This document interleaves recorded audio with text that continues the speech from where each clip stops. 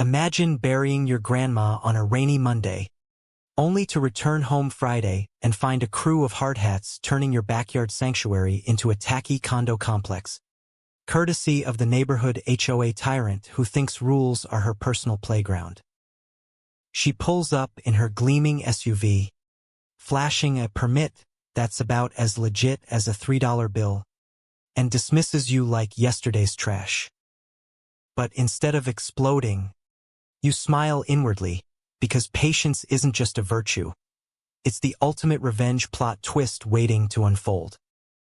My name's Alex Rivera, 45, a quiet accountant from Oakwood Heights, a supposedly idyllic suburb in suburban Maryland where the lawns are greener than envy and the HOA fines flow like cheap wine at a block party.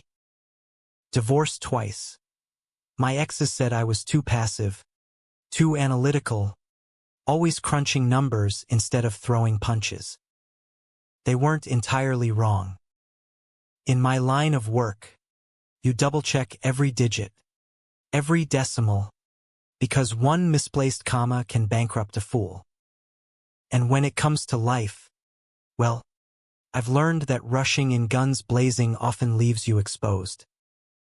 Better to let the idiots dig their own financial graves, then bury them with receipts. The property in question? 15 acres of rolling woodland behind my modest ranch house, inherited from my Grandma Rosa, who turned it into a haven of wildflowers, bird feeders, and zero tolerance for nonsense. She'd bought it cheap in the 50s, back when this area was farms and freedom, not McMansions and mandatory mulch colors. Grandma kept bees, grew herbs that could cure a hangover or hex a neighbor, depending on her mood, and paid her taxes religiously, even from her nursing home bed in Florida. When she passed last spring, the will was straightforward, all to me, her only grandkid. No drama, no debts. I flew down for the funeral, handled the paperwork, and drove back thinking I'd scatter her ashes under the old oak where she'd tell stories about outsmarting shady real estate sharks in her youth. Instead, I pulled into my driveway to the symphony of chainsaws and backhoes. The air reeked of diesel and displaced dirt, like the earth itself was protesting. Orange fencing snaked across what used to be my wild meadow, now a scarred plot with fresh concrete pads gleaming like smug tombstones. Signs everywhere, Evergreen Estates, Phase 1. Luxury townhomes for discerning families. I blinked, thinking maybe grief had me hallucinating. But no, this was real and it was on my land. I parked my beat-up Toyota and approached the fence, heart pounding but face neutral. A burly foreman in a yellow vest spotted me, wiping sweat from his brow. "Can I help ya, buddy? This here's a closed site." His tone was gruff but not unkind, like he was used to shooing off curious kids. "This is my property," I said evenly, pointing to the chaos beyond. "The Rivera plot. Since 1952. "What's going on?" he chuckled, shaking his head. "Nah, man. This is HOA land. Got the green light from the Prez herself. Better take it up with her." Before I could press, a shiny black Escalade purred up the access road, stopping with that entitled screech of brakes. The window hummed down, revealing Karen. Wait, her real name was Evelyn Hargrove, but in my head, she was Pete Karen, late 50s, perfectly coiffed bob haircut that screamed, "I manage because I must." Yoga pants paired with a blazer embroidered with the HOA logo, and a smile that could curdle milk. She was the self-appointed queen of Oakwood Heights, president of the HOA for a decade, enforcing rules like no visible trash cans after 8 a.m. with the zeal of a medieval inquisitor. Rumors swirled she was a former corporate exec who'd retired early to give back by micromanaging everyone's curb appeal.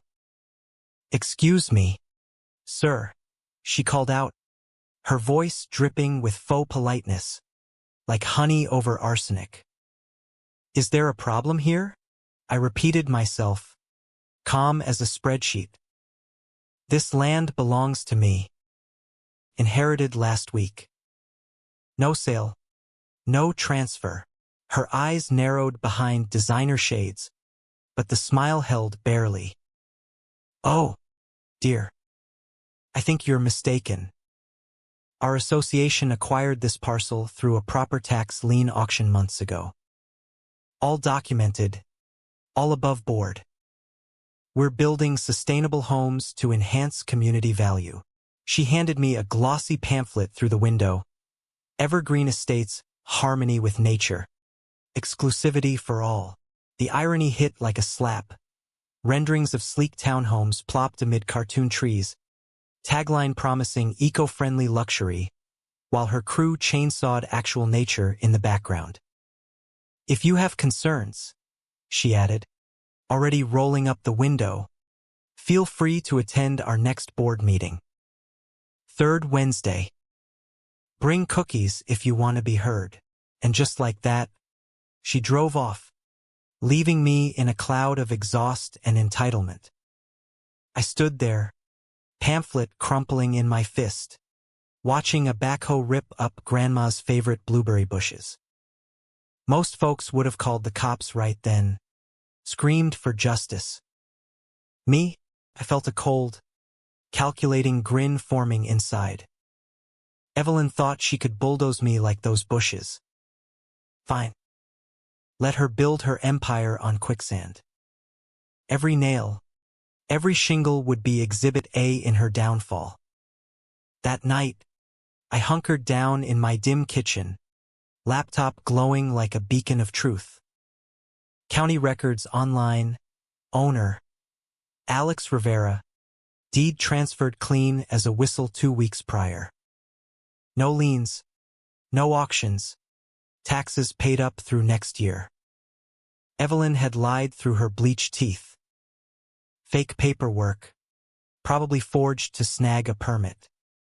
Counties don't double-check ownership. They rubber-stamp claims and let courts sort the mess.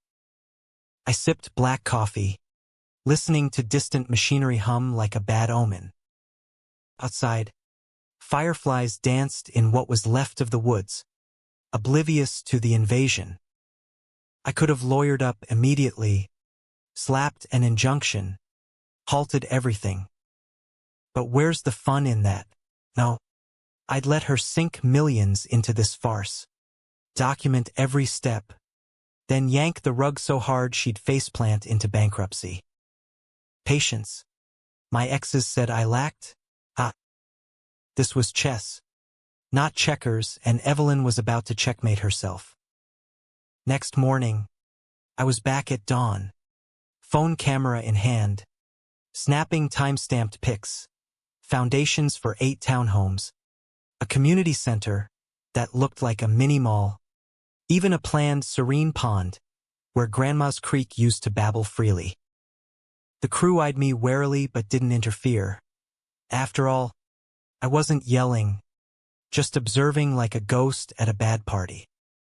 By noon, I was at the courthouse, chatting with a clerk named Doris, who smelled of mothballs and efficiency. She pulled my deed, original from '52, chain of title unbroken. How'd they get a permit? I asked. She shrugged. They submit. We approve if it looks kosher. Disputes? That's for judges. Hon.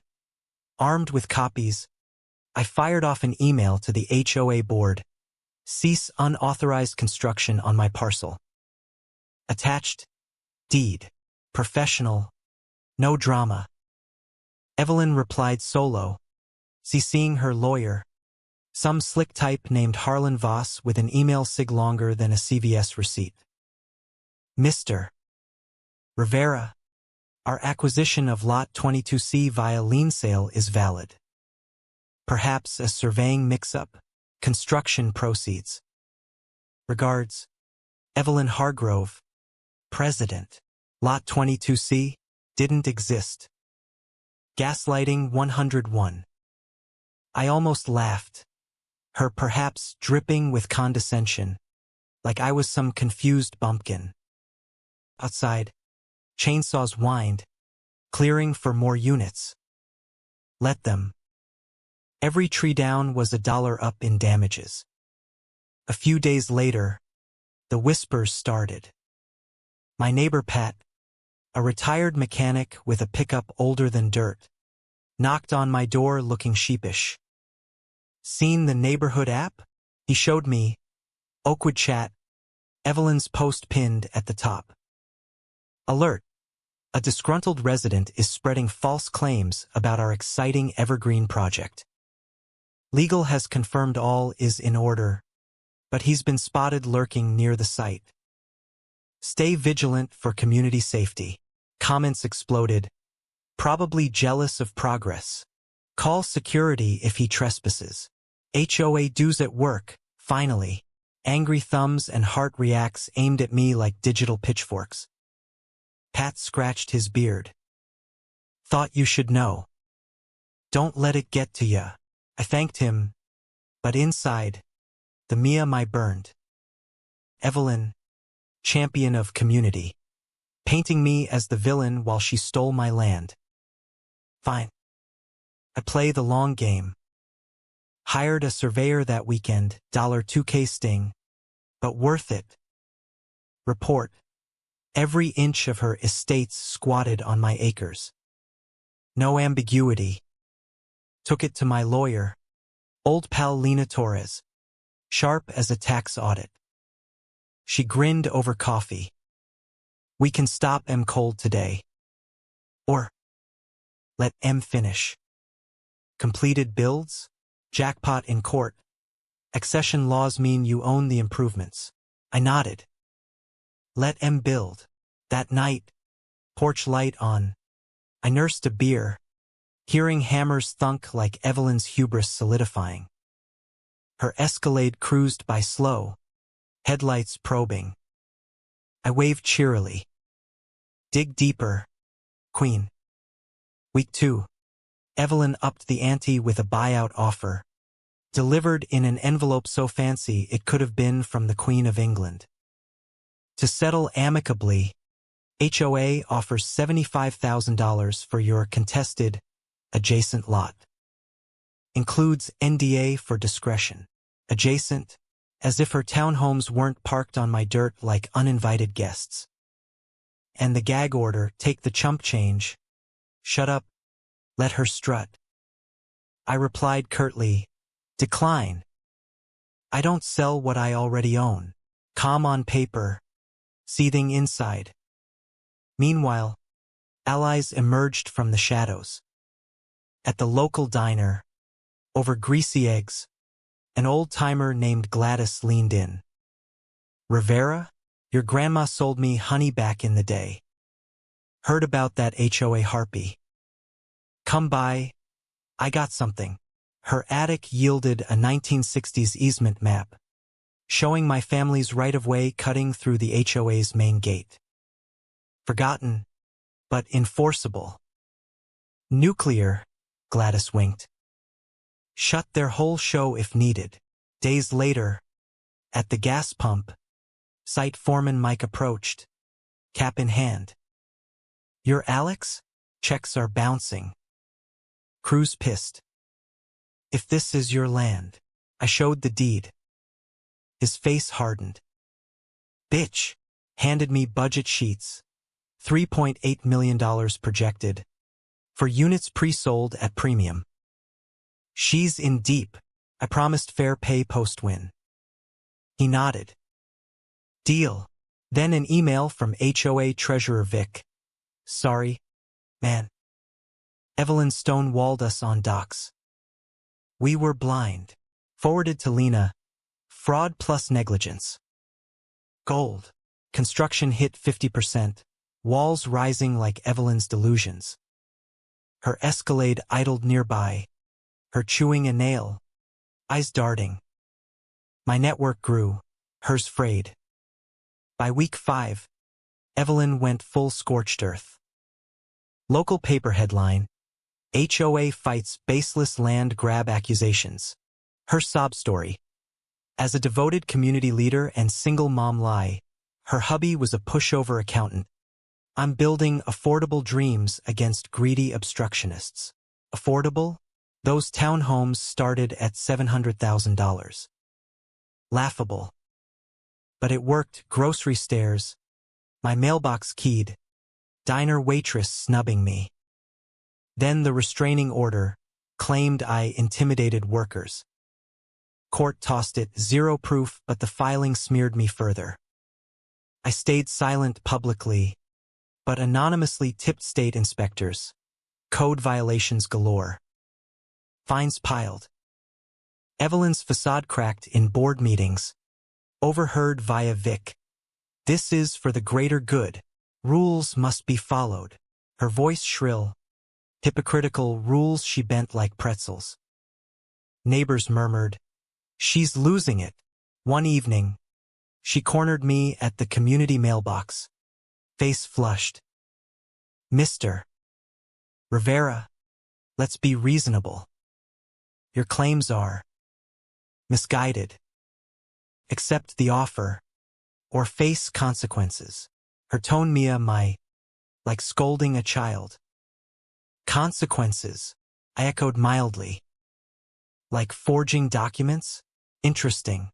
She huffed off, but I saw the fear flicker. Let her stew. Tension simmered as builds neared 70%. Evelyn hosted a town hall in the half-done community center, preaching unity. Our evergreen vision elevates us all, despite sabotage from outdated holdouts. Sabotage? Me? The victim. Attendees nodded like sheep, but cracks showed. A homeowner griped about rising dues funding her vision. She snapped, "Dues ensure order, without rules.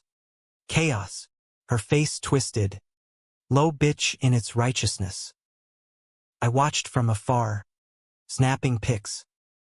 Allies multiplied, pre-buyers like Sonia, who'd sunk retirement into a unit, contacted me furious. She guaranteed clear title. Lena looped them in as co-plaintiffs. Mike's crew slowed work subtly, accidents delaying. Evelyn raged in texts Mike shared. "Get it done or you're fired. This is my legacy. Legacy of lies." By week 10, audits revealed her dipping into HOA funds for personal perks. Spa days that Escalade lease. Board infighting erupted. Vic resigned publicly. "She's a tyrant." Evelyn's emails grew desperate. "Board, trust me. Opponents are jealous of progress." Jealous? Of her crumbling empire? The Mia Mai was delicious, like watching a peacock molt in public. The boiling point hit when inspectors shut the site for safety lapses. My tip paying off. Evelyn's PR blitz backfired. A teary TV interview. "I'm just trying to build community," dubbed online with clown music. Viral memes. Karen builds dream on stolen dirt. Wakes to nightmare. Narrative flipped. She from hero to punchline. Board ousted her in emergency vote. 5-0. Audit bomb. $150,000 embezzled. Bank called loans, $2.9 million due. Crew walked. Mike called. Unpaid weeks. She's ghosting. I wired $10,000 goodwill. Thanks, Alex. Karma's coming. Evelyn vanished. Rumors. Holed up in a motel. Chugging Chardonnay. Begging lawyers. Site frozen at 90%. Townhomes gleaming mockingly. Pond half filled like a sad joke. Court loomed. Week 15. Circuit Court. Judge Carla Ruiz presiding, tough. No-nonsense ex-prosecutor. Packed house. Me and Lena. Evelyn with sleazy Voss. Scammed buyers. Reporters sketching furiously. Evelyn looked wrecked. No makeup, Frumpy suit, eyes hollow. Voss opened. Ambiguous boundaries. Good faith error. Lena countered. 1894 map matches exactly. Forged lien, her hubby testifies. Hubby Tom took stand. Trembling. She used my stamp without asking. I thought it was legit. He avoided her glare. Mike next. She hid ownership. Bounce checks. Built on theft. Sonia testified. Lost $180,000 savings. She swore it was safe. Objections flew. Overruled. Evelyn on stand. Tears. Misunderstanding. For the community. Lena sliced. You check titles as realtor. Why skip? Fabricated lien. Evelyn cracked. HOA needed funds. Thought it'd work out. Admission. Gallery gasped. Judge. Title valid. Fraud evident. Reconvene for damages. Outside. Media mobbed. Evelyn fled. Tripping comically. Viral gold. 2 weeks later, damages phase. Lena tallied. $3.8 million trespass. Build costs mine now. $70,000 timber loss. $40,000 distress. $1.5 million punitive. Evelyn's public defender. Bankrupt. Uncollectible. Judge. Irrelevant. Fraud demands penalty. Ordered restitution for buyers. HOA insurance coughed up. Prosecutor. Charges. Forgery. Embezzlement. I addressed court. Didn't want this. Wanted grandma's piece. Evelyn stole that. I'll keep builds, no profit. Half to low-income vets housing. Quarter sold for conservation. Rest affordable rentals. Evelyn sobbed. Judge. Title to Alex. $3.8 million damages plus $800,000 punitive. Criminal referral. Gavel. Chaos. Evelyn arrested stepside. Cuffs clicking like final nails. No glee. Just closure. Her Escalade towed for fines poetic. 6 months on. Townhomes buzzed positively. Vet block. Transitional homes. Guys like ex-soldier Jamal rebuilding. You saved me. Bro. Sold units funded easement. Land protected eternal. Rentals. Families thriving at fair rates. Center. Classes. Pantries. Free swims. Evelyn got 15 months prison. Probation. Restitution mountain. Voss disbarred. Hubby divorced. Fled. HOA reformed. Transparent. Invited me to barbecues. Story exploded. Podcasts dissecting.